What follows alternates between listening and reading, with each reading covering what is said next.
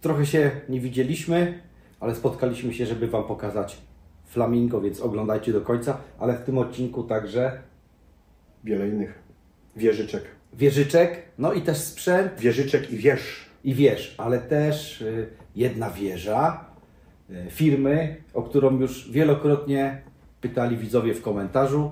W komentarzach. W komentarzach, tak. I prosili o to. Także. I dziś to będzie.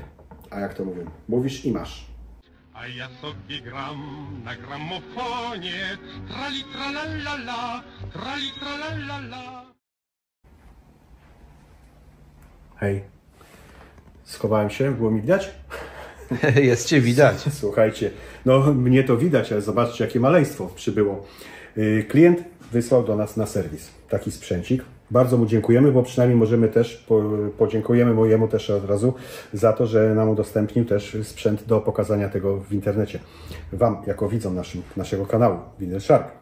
Słuchajcie, jako znany jako Flaming, tak Radziu? Flamingo, tak. Flamingo. Flamingo. Nie wiem dlaczego tą nazwę miał Flamingo, ale wiesz co, to musisz Ty mi powiedzieć, albo coś wiesz, tylko po prostu ja nie wiem, ja słyszałeś, tak? Ja wiesz co, mam taką gazetę, kiedyś kupiłem jakąś o audio z lat 80. polską i jest tam w środku reklama tego Flamingo. Słuchajcie, powiem Wam tak. Jest to Direct Drive, tak jak tu możemy wyczytać. Pełny automat, stereo. I co tu jest jeszcze? Kwarc. Z tego, co wyczytujemy z tego małego znaczka, kwarc, czyli mamy stabilizację obrotów na cały silnik. Ja podejrzewam, że jest to klasyczny Direct Drive na napęd na silnik. Niestety, stety. Mówię zawsze jakoś, nie wiem co mi te niestety, powiem Wam dlaczego. Też jeszcze jest, pewnie podejrzewam, że jest pasek do sterowania przesuwu ramienia, bo jest to linearny, czyli taki jak zwany też linearny, tangencjalny. Jak dobrze się przyjrzymy, zobaczcie, ja teraz może wyjmę płytę, pokażę, bo ta płyta była, to jest Motley Crue, akurat nam się spodobała bardzo, że pasuje designersko do tego, ja ją delikatnie położę, żeby się nie porysowała. Zobaczcie, tutaj, jak z góry zrobisz, Radziu, tam jest ten nasz wkładeczka, prawda? Nie jest to takie typowe T4P, jest to nietypowe jakieś ramię. Muszę Wam powiedzieć, że myślałem, że to jest T4P, czyli takie jak standardowo w linearnych, ale tu jest jakiś ortofon chyba z tego co widzę, albo to jest właśnie specjalna Sony wkładka. Także no, myślę, że jak będziemy w serwisie robić, na razie go nie chcę po prostu tutaj... Jak go zrobisz, to nagramy tak. Jak działa. Znaczy, no nie mamy zasilacza, przyszedł do nas tak jak jest. Lakier jest taki perłowy, biały kolor. Pewnie troszeczkę zżółkło, pewnie od starości, ale to się dało myć. Od fajek. No, możliwe, że tak. Zmiana obrotów, zobaczcie, 33, speed size, czyli też ustawiamy sobie ten. Push to było, bo on ma taką osłonę jeszcze, zobaczcie. To nie jest jakaś jakby rączka, tylko jest to osłona, czyli nasuwamy ją delikatnie i możemy zabezpieczyć nasze ten. Tutaj powiedzmy, o, wsuwa się pięknie, równiutko i igła się nie kurzy. Mamy zabezpieczone przed kurzem. Słuchajcie, w jakiej pozycji on pracuje? On pracuje w pozycji też pionowej, ale ogólnie powinien pracować tak, czyli bo ma te stopki gumowe tutaj, 4 podstawki, żeby mógł ten, tu tak samo widzicie, ma stopki, o, i on może leżeć w ten sposób. Ale ja zauważyłem trzecią rzecz jego montażu. Jak zobaczycie tutaj, zobaczcie, raz, dwa. Montaż na ścianie, czyli powiedzmy, wyobraźcie sobie jego na ścianie. No ja po prostu wchodzi ktoś, kładzie płytę, on może wisieć w ten sposób na ścianie. I nikt nic nie wie, co to jest. No jakiś alarm, nie wiadomo co. Lub Barometr. Barometr, nie? No. Lub w ten sposób. No, znakomita rzecz, świetna. Bardzo drogie gramofony. Co do wielkości chyba, jeżeli bym powiedział, że masa gramofonu równa lub wielkość gramofonu co do ceny, to jest chyba to stosunek masy co do tego jest najdroższy. Bo ponieważ te gramofony kosztują około 1000 euro, właśnie w takim stanie do serwisu. Tak, no. I jest ich jeszcze mało. Z tego co widziałem, to może jest jeden teraz na rynku gdzieś do dostania. Ja mam podobny taki, co nie wiem, co robiliśmy, filmik Dual, ale jest to klasyczny o ramieniu, tak? Jest na wystawie. Pokażę go zaraz Wam, ale jeszcze chcieliśmy dopasować, wiecie co? Zaraz Wam pokażemy ten konstrukcję z lat, to jest 80 lata, początek, czyli 83, tak, coś lata. To teraz Wam pokażemy 10 lat wstecz, jak technologia Sony się rozwijała. Czyli weźmiemy taki sprzęcik mały. Też Sony były specjalistą od małych rzeczy, nie? Czyli te pierwsze Walkmany, prawda? A tutaj mieliśmy sprzęt Sony. O, zobaczcie, biorę kostki dwie. Jest to tuner radiowy i jest to wzmacniacz. Powiem Wam, że dźwiękowo... No, ja to mam, ja to testowałem. Tak, Radziu, Ty masz, bo często widać na filmie to, tak, to jest w ogóle, na swoim to jest w ogóle pierwszy sprzęt, jaki od Ciebie kupiłem i tak się poznaliśmy. Tak. Na drugim planie zawsze go widać. Tak. Każdy się zastanawia. Słuchajcie, jest takich... Sansui robił tego typu tunery z tą skalą, ale tam są podświetlenie całościowe. Wiecie, jak tutaj jest podświetlenie w tym modelu? Jest jedna żarówka po środku i jest taka łuna.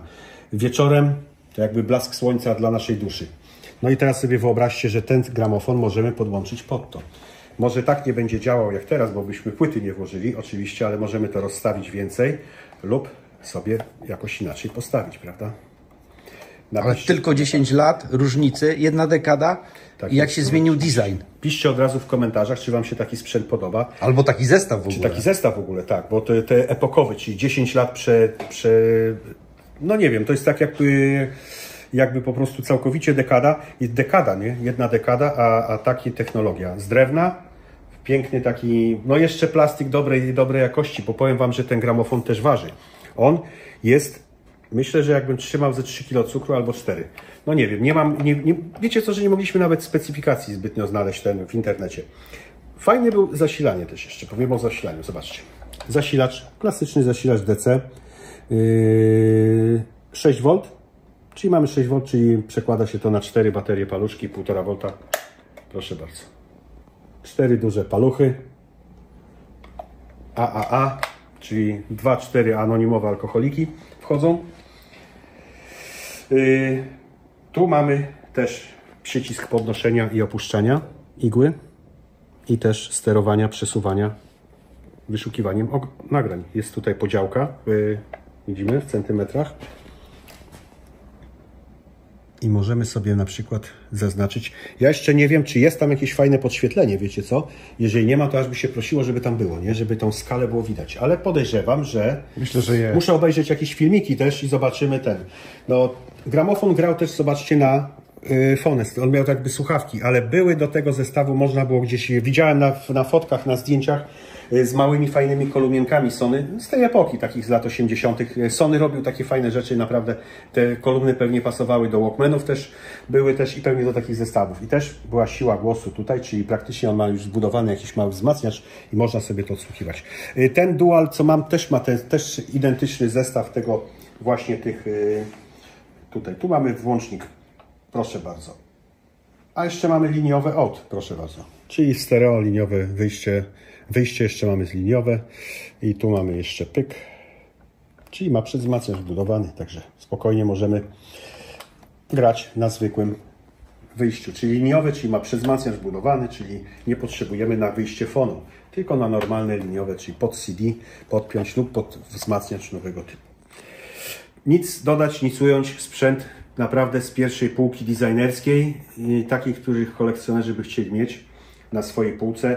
Mały, nie widać go, ale wagowo i cenowo. Stoi na dużej Rossicie. Tak, stoi na dużej Rossicie. No, od Rossity nie jest jeszcze droższy, ale jak tak pójdzie, to niedługo. Ale powiem Wam, jeżeli Rossita, wartość teraz mniej więcej, tak jak można powiedzieć, sprawna i w takim stanie ładnym, to około 3000 euro też, prawda? Czyli 3 takie gramofony, taka Rossita, ale zobaczcie, takie maleństwo 1000 euro. Tak wygląda 1000 euro. Czyli można powiedzieć taka średnia pensja, mała pensja teraz polska, nie? No. Czyli tak 12 takich gramofonów w roku można sobie kupić spokojnie. Nie jeść, nie pić, nie płacić rachunków. I mamy takie sprzęty w domu. Także powiedzcie to żoną, to chyba Was powieszą. No co, za chwilę pamiętajcie też o tym komentarzach, nie? Bo może, mówię, no tak, Wasza wiedza też jest fajna, też jest, lubicie potem pogrzebać po internecie o tych sprawach, prawda? I też nam podpowiecie coś i my też się cieszymy, że z Radkiem ja sobie wymieniamy też ciekawostki takie, zobacz, nie wiedziałeś o tym? Ja mówię, no tak, no ludzie to jednak mają swoją wiedzę, nasi widzowie, słuchacze naprawdę mają dużą wiedzę. A za chwilę przejdziemy do następnego sprzętu, też fajnego, czyli to będzie tak zwane wieża. Wieża, nie wiara, a wieża, czyli przez samoży. Na pewno przez samo? Tak. Na pewno. Wieża MIDI. To jest o tej, co mówiliśmy, że wieżyczka.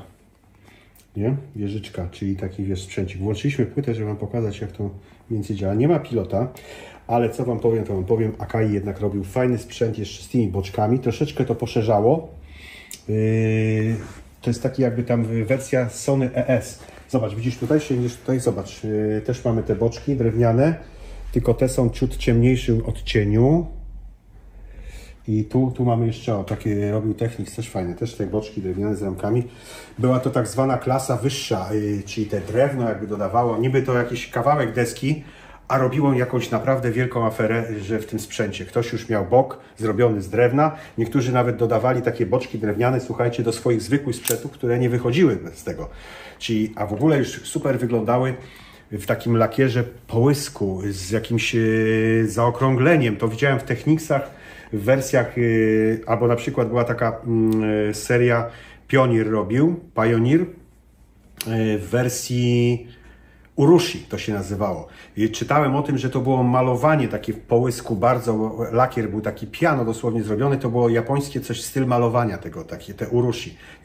Także to jest no ewidentnie drogi sprzęt. Do tej pory same odtwarzacze CD czy magnetofony to są w tysiące, można już powiedzieć, że w tysiące złotych, a nawet i euro, niektóre modele. No ten jest dosyć fajny, naprawdę. Przypomina mi tą wieżę Technicsa, taką MIDI też, czarną, aczkolwiek ten jest troszeczkę bardziej taki, widać, wyrafinowany, bardziej taki, no, jeżeli ktoś może miał ten magnetofon, bo tutaj mamy, zobaczcie, jak to Japończycy zrobili, że mamy magnetofon z autorewersem i na tych głowicach GX, prawda?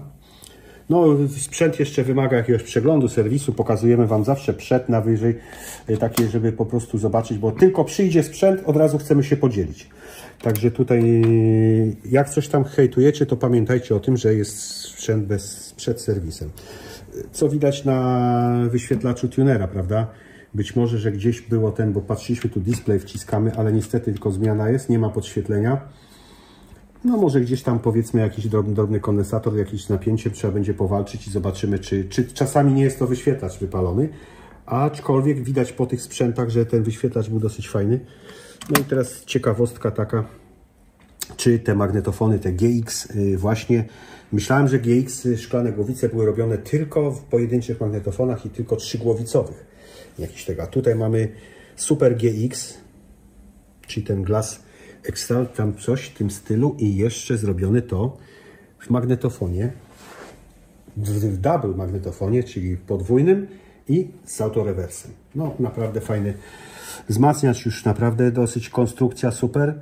Jak tego to Wam zaraz pokażemy. Super bass, zobaczcie dodatkowo. Ten przełącznik to jest naprawdę, te pokrętło to jest naprawdę rewelacja. Słuchajcie, miałem to w jednym wzmacniaczu Technicsa w wersji japońskiej i to robiło robotę. Ten super bass to był tak zwany niski, ciepły bass, podkręcany, dodawał takiego właśnie tego dołu ekstra.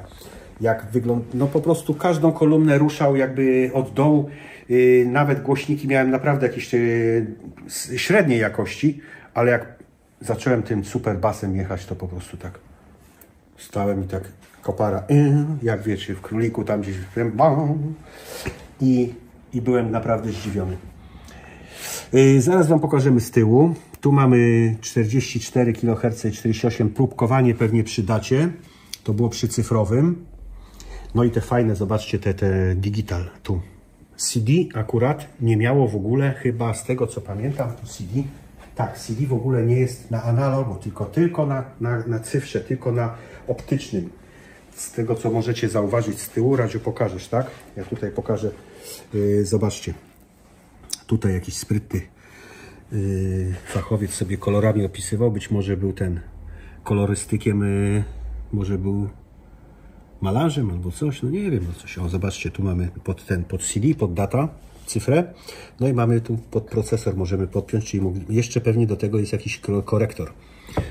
Także można byłoby tutaj z worki wyjąć, podpiąć jakiś fajny korektor, a napiszcie, dajcie w komentarzach, jak macie, to wyślijcie nam fotkę, czy taki korektor istniał z tymi boczkami i na ile był kanałów, czy na 7, czy na 10 w takiej małej obudowie, bo wiem, że Technicsy do tej MIDI wieży, te korektory, bardzo są drogie. Tam są powyżej ceny nawet tych zwykłych do wieży, tych korektorów, czyli tak jak ja mam tutaj Sony, to są w miarę dobrej cenie jeszcze te korektory, a też już idą w cenę, bo Sony jakby... W ogóle korektor, dziwna sprawa. Ostatnio mieliśmy jakiś taki temat właśnie, że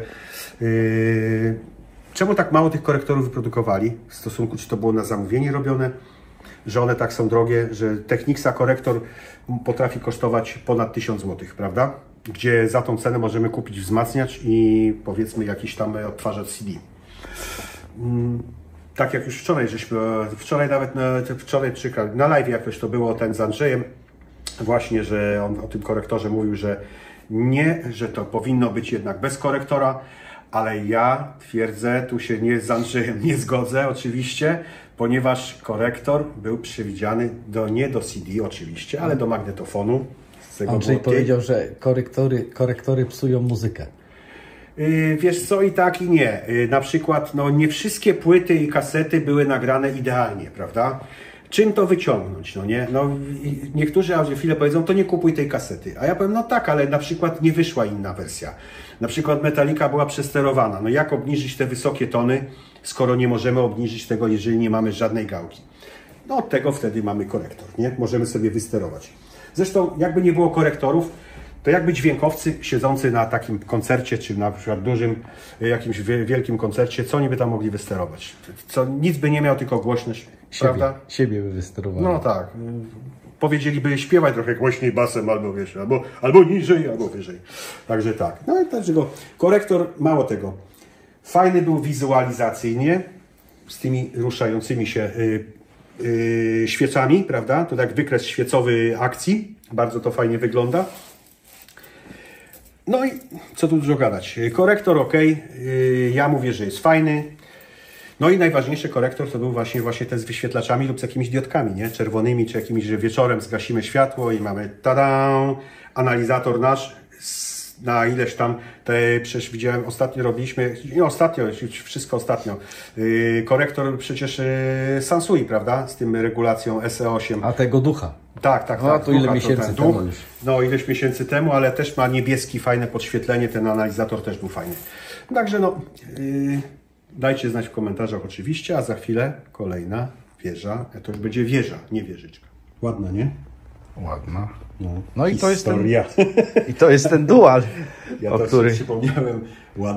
Ładna historia. To było na samym swoich albo coś takiego, jak pokażę mu dziewczynę na zdjęciu. Ładna historia. To jest ten dual, do którego tak. Wielokrotnie były zapytania w komentarzach. No i jest. I jest pilocik do duala. Taki był sprzęcik, zobaczcie. Ale co wam powiem, to wam powiem. Ale wam powiem, że piękne wyświetlacze. No naprawdę zrobili tak zielonkawy, fajny efekt, że ja ci powiem, że ja dawno nie widziałem takiego ładnego wyświetlacza, wiesz? Tak czytelnego, tak wyraźnego. Zobaczcie, CD włączyliśmy płytę, żebyście zobaczyli, jak to fajnie wygląda. Jak czyta, ładnie. A co to jest Autospace? Dobra, nie będziemy strykać. Ale to jest wersja Studio Concept.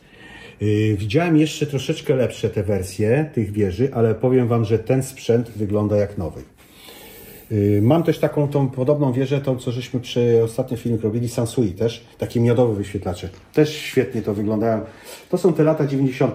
Ja myślę, że taką wieżą można zaszczepić młodzież do vintage'owego sprzętu audio. Ale dziewczyny już nie poderwiesz. Słuchaj, wiesz co, powiem ci, że podejrzewam, że jakbyś coś takiego miał w domu teraz, kurczę. No teraz już nie poderwiesz dziewczyny taką wieżę. No teraz to tak, to na iPhone'a, no tak. Teraz to na iPhone'a albo na boomboxa jakiegoś takiego, wiesz, JBL-a przenoszonego, wiesz, że tam dudni. Ale pewnie bym poderwał fajną dziewczynę. Zresztą tak, powiem ci tak, najlepiej fajną dziewczynę to byś na to też poderwał, na pewno. Tylko dobry zestaw głośnikowy, ładne stereo, wiesz, no nie, butelka dobrego wina, no i tak, wiesz, tam, i akcja się zaczyna. I Kusher Rock. Tak, no i pilocik.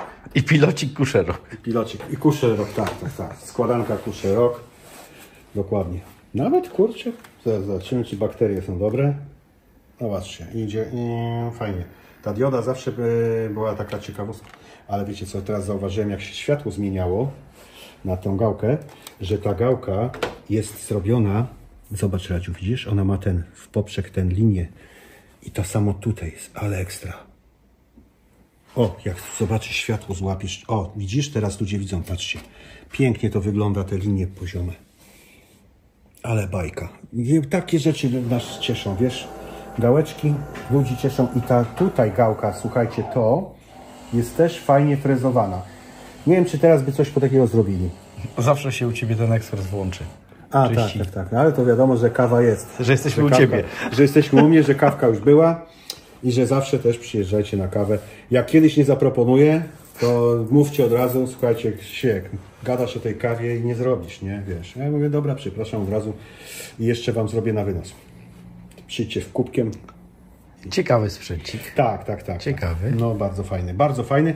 Chodź, zobaczymy go na tyłach wroga, jak to wygląda.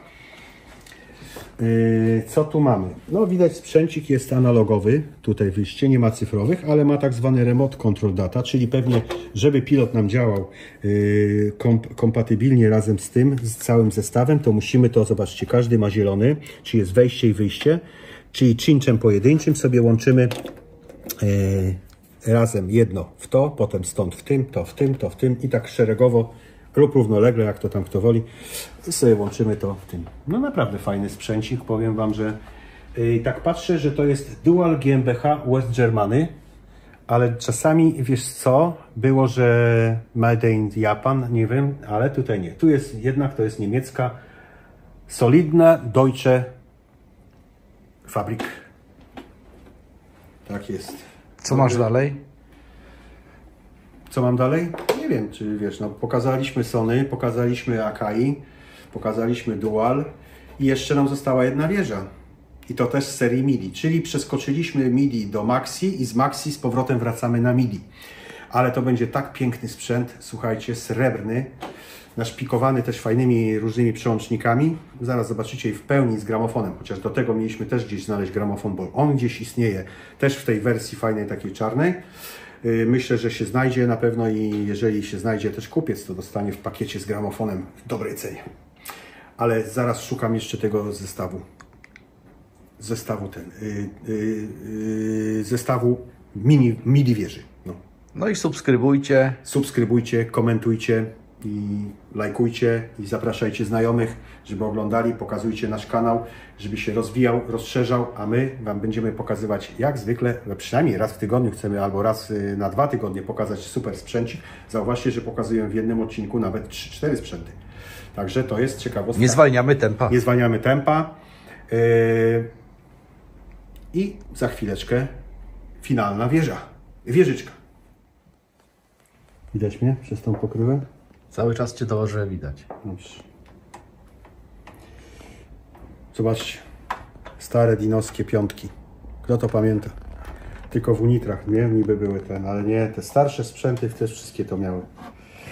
No i teraz przyznać się bez bicia, czy ktoś coś takiego widział, taką firmę. Silver.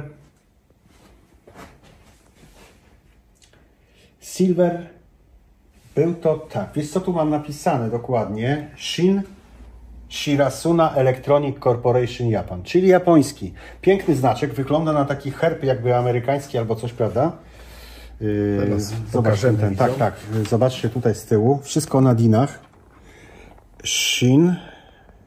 Shirasuna Electronic Corporation Japan. Jak już jesteśmy tu z tyłu, to zobaczcie, że są te praktycznie wszystko, magnetofon tylko jest na cinczach i na tym. Ale zobaczcie, gdzie był MPX.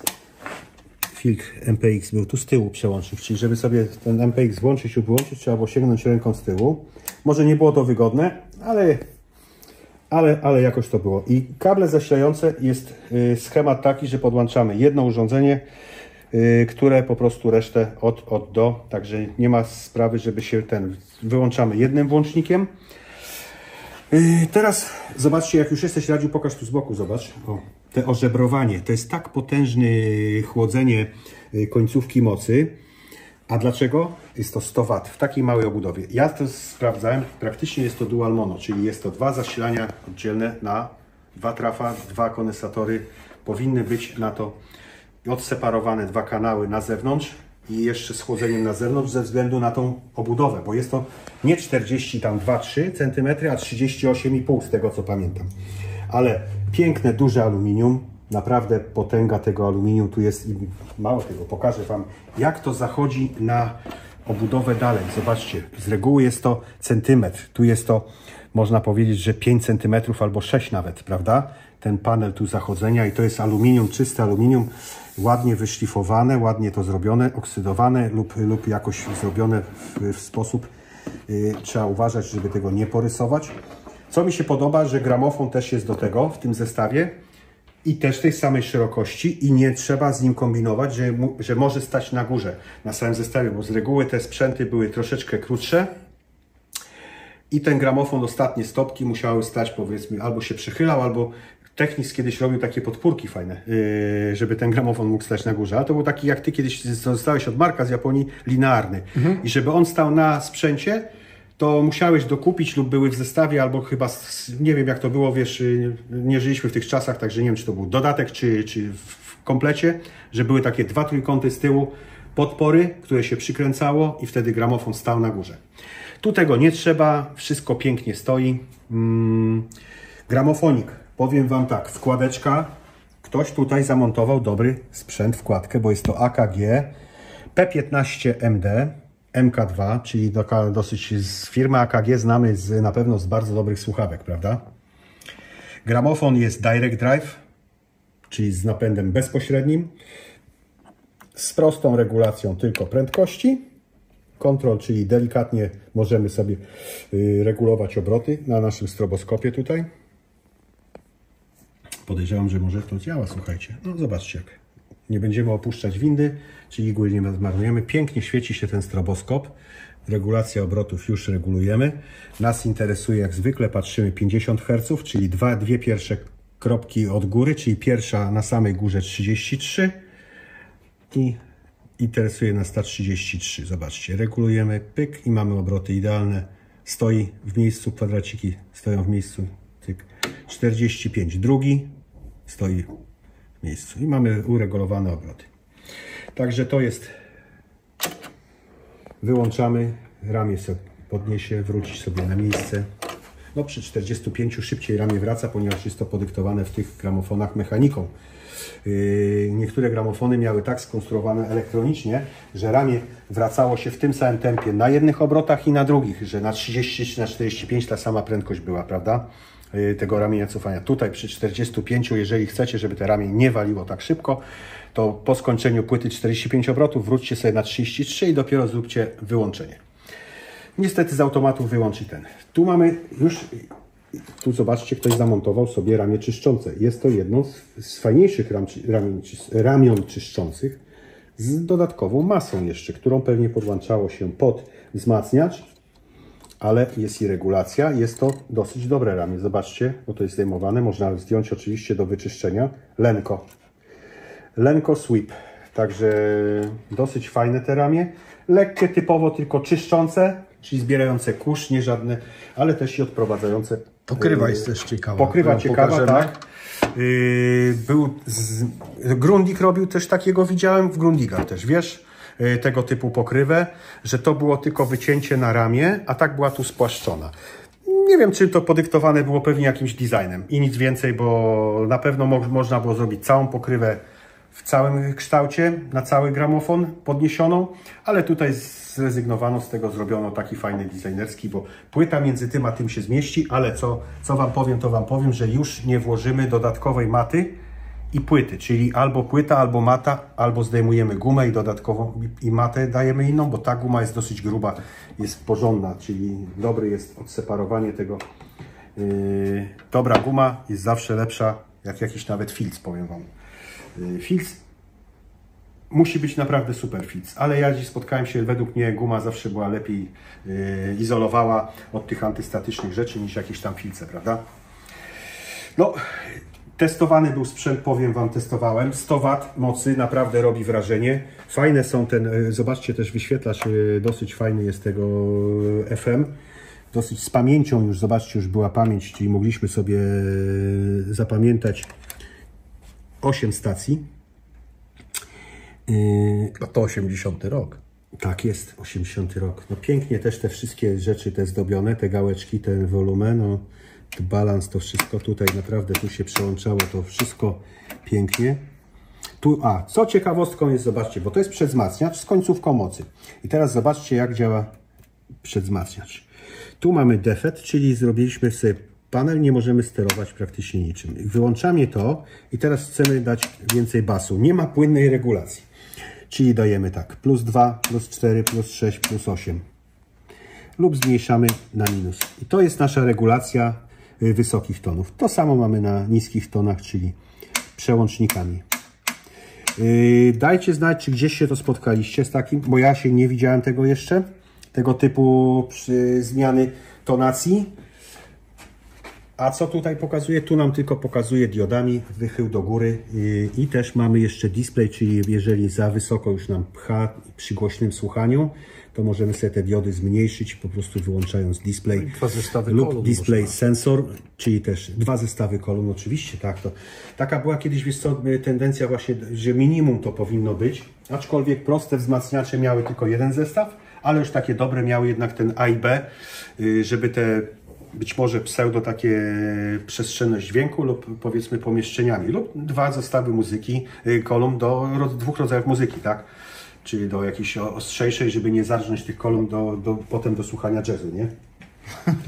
No tak, bo wiesz, te głośniki jednak potrafią sobie, wiesz, no i tu mamy 4, 8 lub 16 przy A albo B lub 8 do 16 przy A plus B. Czyli musicie sobie to pomnożyć, podzielić, jakie te kolumny dobrać. Co tu dużo mówić. Sprzęt niosłem tutaj z piwniczki i dostałem jakiegoś urazu kręgosłupa prawie. To jest ciężkie jak diabli. Podejrzewam, że ta końcówka mocy waży ponad 10 kg, tak? Sprawdzaliśmy. Tak. Ponad 10 kg sama końcówka mocy, czyli te aluminium jest dosyć potężne. To jest potężne. Aluminium, a nie amelinium. Amelinium, tego się nie maluje.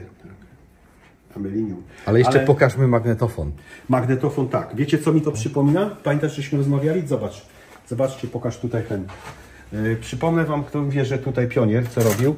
Z szufladą otwieraną w ten sposób, prawda? Ja jeszcze tamtego magnetofonu nie robiłem, aczkolwiek w ogóle bardzo przypomina ten zestaw, bo też ma te ożebrowanie i wielkością to jest też MIDI i też ma ten, zobacz, duży rand tutaj z góry. Czyli jakieś podobieństwo było, na czymś się tutaj widzę, że wzorowali Japończycy, bo to Japończycy i to Japończycy. Ale tutaj zaraz znajdziemy, czy tutaj gdzieś mamy otwarcie, stop. A, tu mamy eject. O kurczę, zobaczcie jak machnęło. Myślałem, że nam tu wyskoczy cały mechanizm z tego, nie? Bardzo fajny też magnetofon, czyli ten sam system, nawet bardzo podobna kieszeń, zobacz z tym okienkiem u góry. Nie? Jak myślisz, Radziu? Zobacz. Podobna. Dosłownie, wiesz co, i nawet teraz zobaczymy w środek to samo, też lusterko było tutaj, żeby po prostu tak, no, żeby widać było taśmę, tak. Ciekaw jestem jak w środku z tą. Być może, że to był jakiś wzór może do tego naśladowania. Tutaj tu nie ma lusterka, tak? Nie. Tu nie ma lusterka. Do czegoś musieli, ale same ten front pierwszy. Słuchajcie, coś tam poszło dobrze, załapał ten mechanizm. Ty, nieźle. Słuchajcie, jak to działa. A, tam jest tak mechanizm, że on kasetę zabierał i wciągał w łap do góry. No nie no, po prostu sprzęt nie gniotca, nie łamiotca. Nie mamy kasety jakiejś, żeby tu, nie będziemy tu kombinować teraz, bo wiecie co, ja tam nie wiem, czy jak tam paski, nie paski. Ale nawet te podświetlenie tych diodek, nie? Dla mnie bajeczka. Taki delikatny minimalizm, fajny. Jeszcze by się przydało, żeby te defekt się świeciło, coś te tutaj są takie ale to już moje takie osobiste zdanie. Dajcie znać w komentarzach. Słuchajcie, czy Wam się to podoba, czy nie? Jak się zapatrujecie na taki zestaw, bo ja